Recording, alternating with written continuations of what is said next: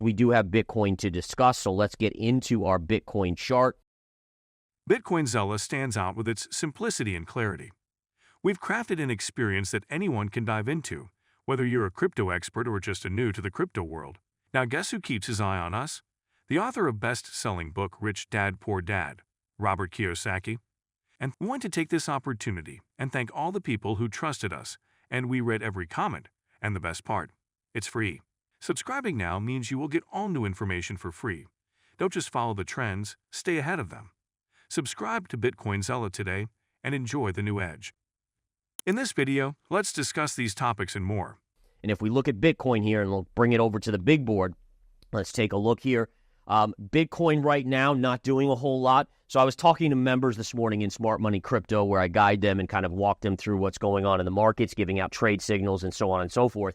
And one of the things I said is that the magnetic effect is something where price, when it gets close to an even number, it's drawn to that even number to pierce. And the reason why price wants to pierce that even number is because you have a lot of stops. So let's say here's your 100K level, right? So here's your 100K level. So you have shorts that they're going to put their stop on a break of right here. So their stops are all going to be here. So let's say there's a ton of stops right up there. All right. In addition, the market tends to want to lure in the last bulls. Like anyone sitting on the sideline that's kind of like, oh, I don't know. You know, when you get that even number pierce, the media, the mainstream media is going to blast it from the top of their buildings, 100K Bitcoin pierced, 100K Bitcoin crossed, and it's going to coax those buyers in. So shorts, when they cover, remember, when you cover a short, you actually have to buy back that short. So in this case, buy Bitcoin, and then you get more buyers in here. So it causes a short-term spike through the even number. Usually, in this case, I would say 1 to 3%. So you go to 100,001, maybe 100,003.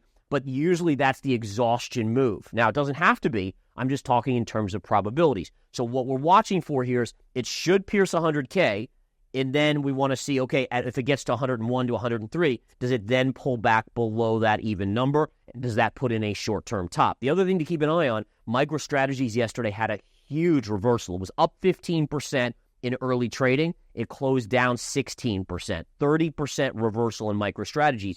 Keep an eye on MicroStrategies. Historically, it has been a leading indicator on Bitcoin. I don't know why. Don't ask me why. Maybe because it's a leverage play, but it has been a leading indicator. A big short seller, I think it was Citron Research, came out and said this is ridiculous. By the way, 2 days ago, I said the same thing to people, and of course, people called me crazy, and I didn't understand it, but that's normal. That actually tells me I'm right usually when people say that. It's just normal psychology, human psychology. All right. So Bitcoin right now trading down a little bit. The other thing I told members, folks, and I'll tell it to you, is that if on Monday, so we have the weekend, so you have today to break 100, the weekend, remember, there's nothing else open on the weekend, so people can only trade crypto or buy crypto.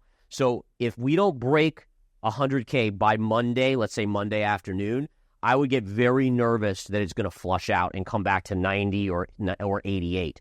Okay, so you have this kind of ticking time clock on Bitcoin. If it can't break, then eventually people are going to say, oh my goodness, it's taking too long, and the sellers will emerge. I don't think that's the likely scenario. I think it pierces, but I just want to make you guys aware of that. All right, let's see what else we have here, guys, on the charts.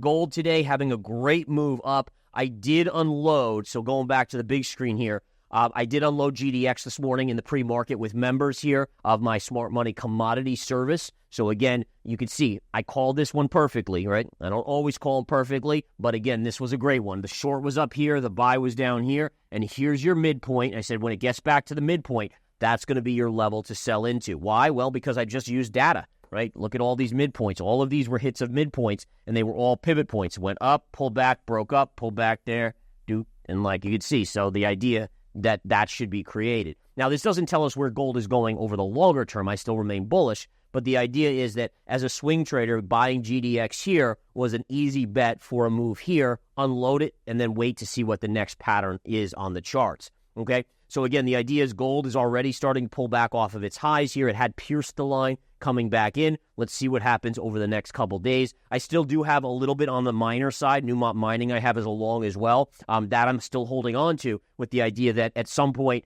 I think Newmont still has some further upside to at least a key gap fill a little bit higher, and I do think it gets into that range. But nice little move on that front on gold. But again, today officially hitting that resistance level. Betting markets forecast a strong finish for Bitcoin in 2024, with an 85% chance of hitting $100,000 amid rising sell-side pressure and institutional inflows. ETF managing over $100 billion AUM, bolstering demand. Long-term holders cashing out as unrealized profits peak. $100,000 remains a critical level for market momentum. Potential for Bitcoin's market cap to hit $2.5 trillion by January. Bitcoin's rally faces challenges from profit-taking, yet institutional inflows signal robust support for its six-figure climb. Robert Kiyosaki strongly endorsed Michael Saylor's Bitcoin strategy and his $13 million BTC forecast. He urged investors to act, declaring, "Buy Bitcoin today. I am." All right, next up, let's take a quick look at oil here. We'll go to silver as well. Oil, again, not doing much here on the charts. Very quiet today. Had a little bit of an up week, but still way off resistance, way off support. It's almost equidistant, 65 support, 75 resistance right there. And then if we look at silver real quick here, for those of you silver bugs out there taking a look, you can see it's still respecting this line. So one of the things I've talked about here, let's go back to the big screen, the confirmation signal. This is a life-changing kind of technical analysis tool that I created. It served me more than anything else I've ever used in technical analysis. The idea being is you have support. This was your support line, right? So you had this low to this low to this low, okay? Here you closed below. You didn't confirm on the next day. You confirmed below here. When you confirm below a level, it means that that level, which you broke, so this is going to be resistance. The question is it major resistance or minor resistance? Minor can be broken very easily to the upside, right? Major is much harder. Well, once you confirm below, it now becomes major resistance. So this line becomes major resistance on silver. So what ends up happening? We come back up, we hit it, we even pierce it, we pull back, we hit it again, and we're pulling back again. That's because it's now major. Now, if you hit it enough times, major eventually turns into minor. But the idea is that if you have a level here and you're trading like this and you break and we confirm, then the idea is your first retrace should be a repelling retrace and should knock price back down. Now, again, you don't know how far is it going to go here, but eventually if you continue to hammer on it, it can break back above. But it's the first hit that is key. Speaking of which, guys, due to popular demand, we're going to have a Black Friday sale on the Winning Trader Series, 50% off. So look for that next week on the Winning Trader Series where I teach this. And basically, it's all of my knowledge in my head. So again, people were just begging for a sale here. So we decided to do this for the Winning Trader Series, only for Black Friday and the weekend. But nonetheless, keep your eyes on that. Bitcoin's dominance declines, paving the way for a potential altcoin season as several altcoins outperform BTC. BTC rose 9% last week, but trailed its 17% post-election rally on November 10. BTC's dominance fell 3.65% this week, hinting at altcoin momentum. Standout alts like XLM and DOT posted significant gains, drawing attention. Analysts predict alt season, comparing current patterns to the 2020 BTC cycle. Altcoins represent diverse, decentralized financial tools optimized for Web3. As Bitcoin cools off, eyes are on altcoins to lead the next crypto rally. The shift marks a critical moment in the evolving cryptocurrency landscape. As Bitcoin flirts with $100,000, Black Friday and inflation data dominate the week's market narrative. BTC rose 42% post-election, nearing six figures amid bullish sentiment. RSI levels above 80 signal potential sell-offs in the near term. October PCE data expected to show 2.7% core inflation, testing Fed's 2% goal. Broader indices gained traction, S&P 500 up 25% YTD, tech leads growth.